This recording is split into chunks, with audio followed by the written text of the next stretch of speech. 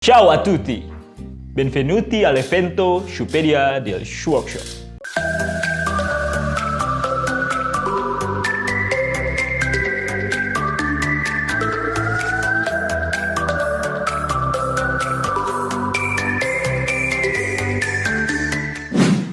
Yo, what's up guys? Balik lagi sekarang di program Shupedia bareng gua Erik dan juga ada teman gua di sini Dimas yang biasa belah-belah sepatu. Jadi di program Shupedia ini bakalan agak sedikit beda nih. Karena gua nggak akan ngebahas tentang teknis dari sudut pandang gua sendiri. Jadi seperti yang kalian tahu, kalian mungkin nonton beberapa episode program Shupedia sebelumnya tentang pembahasan gua di dunia perkulitan lah ya. Salah satunya adalah ngejelasin tingkatan-tingkatan kulit sampai jenis-jenis kulit sepatu yang biasa dipakai di beberapa brand sepatu terkenal. Nah gitu, Dim. Jadi gua sengaja bawa lu kesini sekarang. Gak masalah ya? Program lu aman kan?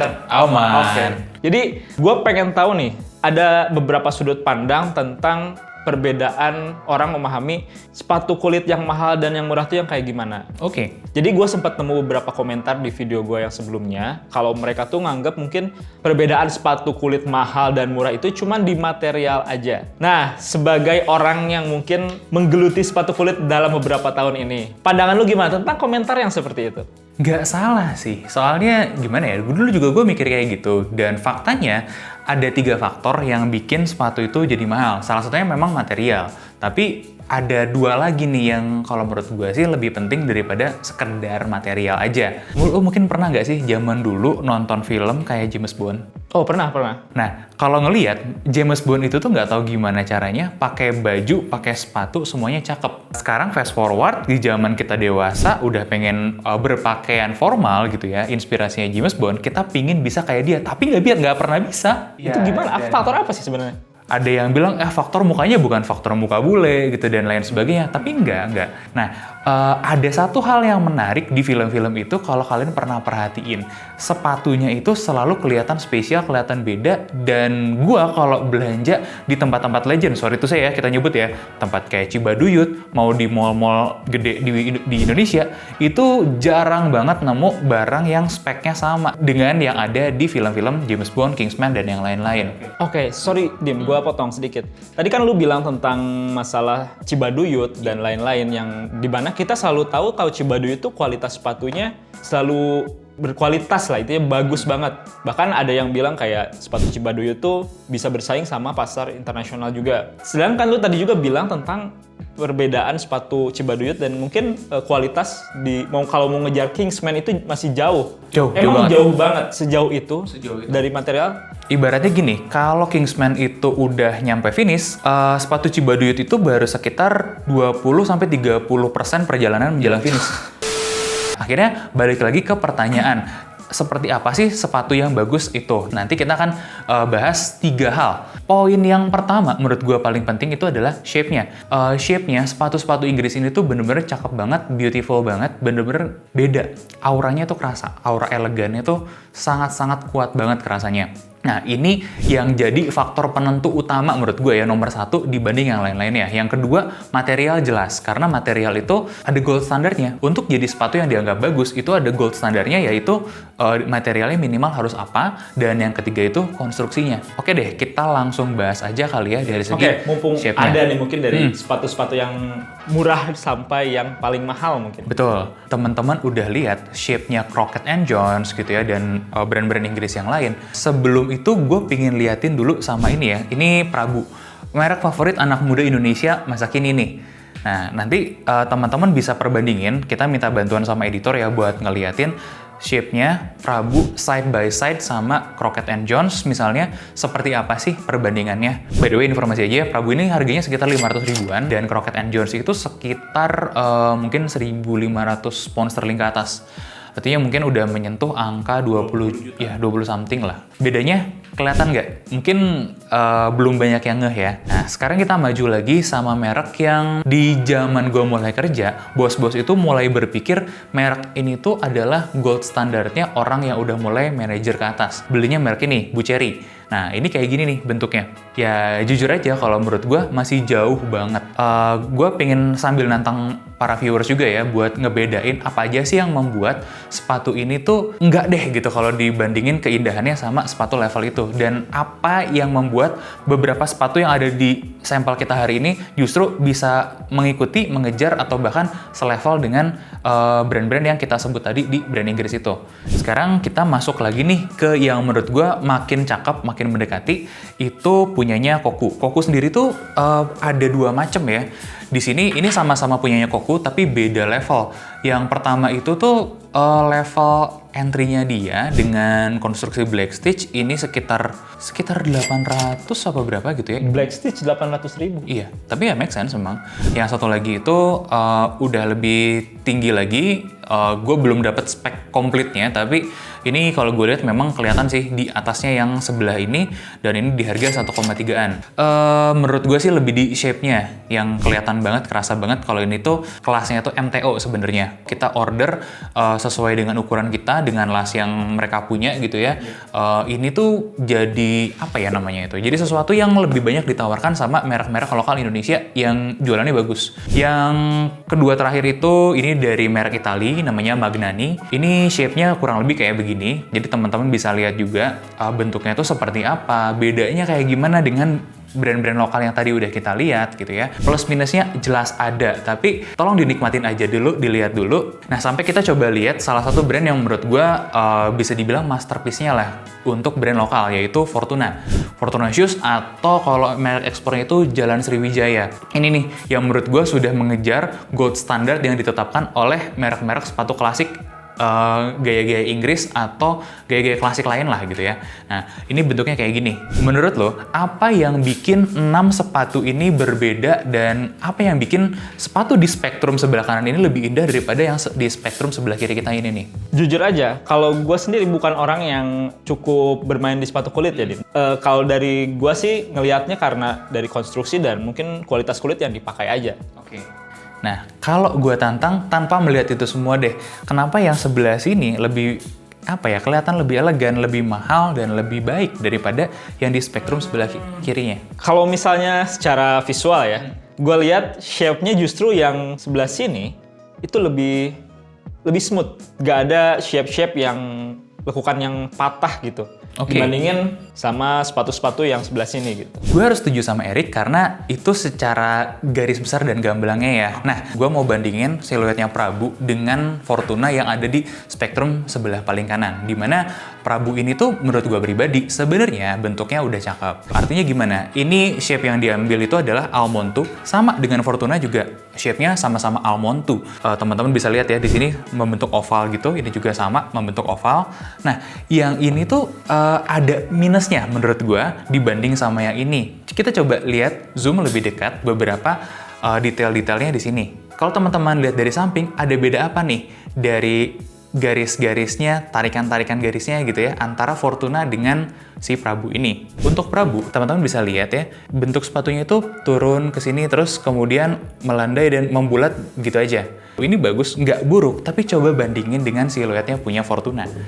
Bener-bener ada sesuatu yang gue bilang tuh kalau ini sebuah musik yang punya transisi dari not satu ke not yang lain dengan sangat smooth. Contoh, lekukan-lekukan di sini itu lebih smooth terus ke bawah sini dan begini. Ini ada permainan lekukan-lekukan dari sudut-sudut yang jauh lebih cantik. Ini tuh jarang banget disadarin sama orang. Nah, ini adalah akibat permainan dari yang namanya last. Las itu adalah cetakan sepatu.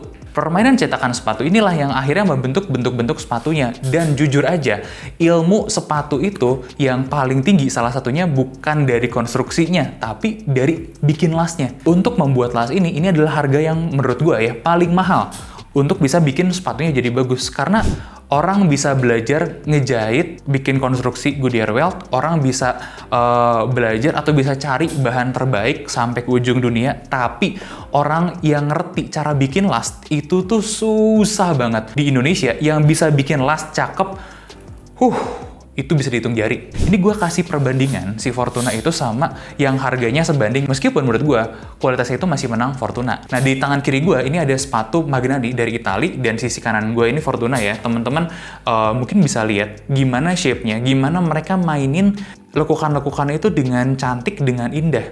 Yang menarik menurut gue adalah kalau kalian perhatiin, Ini tuh sebenarnya sepatu yang lebar, yang tampaknya lebar, bener-bener bagian ininya tuh lebar banget. Meskipun bentuknya lebar, tapi entah gimana itu bisa dibikin jadi sangat indah kelihatannya, sangat manis, sangat cantik. Nah, ini tuh sebuah keahlian dari seorang shoemaker, seorang pembuat sepatu, gimana caranya bikin cetakan sepatu yang bisa bikin siluetnya mengecil ke depan, bikin semuanya transisinya tuh smooth, cantik, cakep banget. Itu satu ya, tentang lasting, tentang shaping si sepatunya. Nah, yang kedua, yang mendukung ini, yang menyokong ini tuh apa? Yang menyokong ini ya jelas kualitas yang udah Erik bahas kemarin ya, kualitas material. Nah, di sini, di spektrum sebelah kiri ini pakai kualitas yang lebih jelek gitu kulitnya. Kemudian makin ke kanan, Buceri itu udah pakai kulit asli, full grain leather. Tapi kalau gue lihat, ini minusnya itu adalah di pori-porinya. Pori-porinya punya Buceri itu lebar. Artinya apa? Dia akan lebih sulit untuk disemir dibandingkan dengan sepatu yang di spektrum sebelah kanan ini. Kenapa? Karena makin ke kanan ini, kalau teman-teman lihat secara detail ya, ini sepatu-sepatu di sini itu lebih halus, lebih tertutup pori-porinya, lebih smooth. Dan ini ciri-ciri dari kulit yang mahal. Oke, berarti kita maksudnya ngabisin waktu buat nyemir sepatu Buceri ini gak ada hasilnya? Bisa, tapi bakal lama banget, jauh sama si Fortuna misalnya. Jauh lebih gampang mungkin yang itu ya? Dan kita juga akan masuk ke kategori terakhir yang bikin sepatu itu bagus atau sepatu itu mahal, yaitu konstruksinya, jelas. Nah, di spektrum sebelah kiri ini konstruksinya cuma dilem doang. Yang seperti kalian tahu, sepatu yang dilem doang itu kualitasnya yang paling rendah. Kenapa? Karena lem sepatu itu ada umurnya, ada kadaluarsanya. Bagaimana dengan Buceri? Sama. Nah, mulai di tengah-tengah ini mulai menarik. Di sini kita ngelihat ya ada tulisan Black Welted ya, atau Black Stitch. Black Stitch ini salah satu gold standar minimum menurut gue ya kalau untuk bikin sepatu kulit atau beli sepatu kulit. Kenapa? Karena ini satu udah menjanjikan kekuatan dan durabilitas serta kualitas dari si sepatu kulit tersebut. Jadi Black Stitch ini salah satu teknik paling tua untuk bikin sepatu kulit seperti ini, dan ini masih dipertahankan sampai sekarang karena masih relevan, masih bagus. Kelebihannya dia bisa di-resole tapi mungkin ya nggak banyak lah, 1-2 kali. Nah, kemudian untuk yang lebih high end itu biasanya pakai Goodyear Welt. Intinya, ini adalah satu konstruksi sepatu yang tahan lama, awet, dan bisa di-resole berkali-kali. Bahkan sepatu-sepatu yang pakai Goodyear Welt itu biasanya umurnya bisa menembus puluhan tahun. Artinya, ketika kita pakai reguler, dia rusaknya pun akan lama, mungkin bisa makan 5, 10, bahkan 20 tahun sampai harus diganti si solnya. Dan ketika rusak gitu ya, solnya harus diganti, dia bisa seperti sepatu baru lagi, atau semi-semi kayak baru lah, 90% kayak baru. Jadi salah satu alasan kenapa kita masih sering nemu sepatu yang masih bagus dari tahun 60 dan 70. Betul. Gitu ya. Kenapa kita masukin tadi merek-merek kayak Crockett Jones, gitu ya, John Lobb, itu salah satu merek-merek yang kalau kalian nemu di thrift luar, itu tuh banyak banget barang-barang yang mereka dari tahun 20-an, 40-an, 60-an yang masih bagus. 20? Iya, uppernya masih bagus, cuman kering sedikit, mungkin bisa diperbaikin biasanya ya, bisa di nutrisi ulang, kemudian soalnya di resole, dan voila, udah bagus lagi.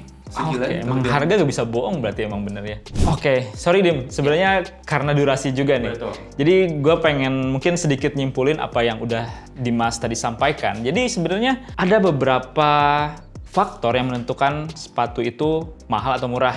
Yang pertama adalah dari shape, lalu kualitas material, dan juga dari konstruksinya. Dimana, lu kan tadi bilang kalau shape ini adalah sesuatu yang penting, yang kalau gua pahami emang bener sih, karena shape ini berpengaruh sama tentang kenyamanan, looks-nya juga. Iya, customer-nya sendiri gitu. Percuma kalau misalnya looks-nya bagus, tapi nggak nyaman juga kan gitu ya. Terus dari yang lu sampaikan tadi, gue juga jadi ngerti kalau misalnya sepatu kulit ini justru bisa dinilai mahal murahnya jauh lebih objektif dibandingin sneakers-sneakers. Setuju, bener banget, Iya. bener banget. Karena selama ini kita selalu nilai sneakers tuh, kenapa sneakers ini mahal? Karena paling jualan cerita, jualan sejarah dan desain, sementara konstruksi dan kualitasnya gitu-gitu aja. Sedangkan di sepatu kulit ini, lu bisa jual mahal walaupun brand lu baru gitu. Selama kualitasnya memadai. Dan mungkin selain lasnya, kita juga ngomongin soal quality material, di mana yang sepatu-sepatu mahal itu pakai quality material yang jarang bisa didapat, yang lebih bagus, standarnya tinggi, karena untuk alasan-alasan tertentu. Dan juga terakhir, mau nggak mau kita tentu ngomongin konstruksi. Nah, 3 poin ini yang teman-teman harus cek ketika mencari sepatu kulit. Terakhir Dim, saran buat para shoemaker lokal, terutama yang emang mereka ngejar di sepatu pantofel atau dress shoe ini. bikin lasnya yang bagus.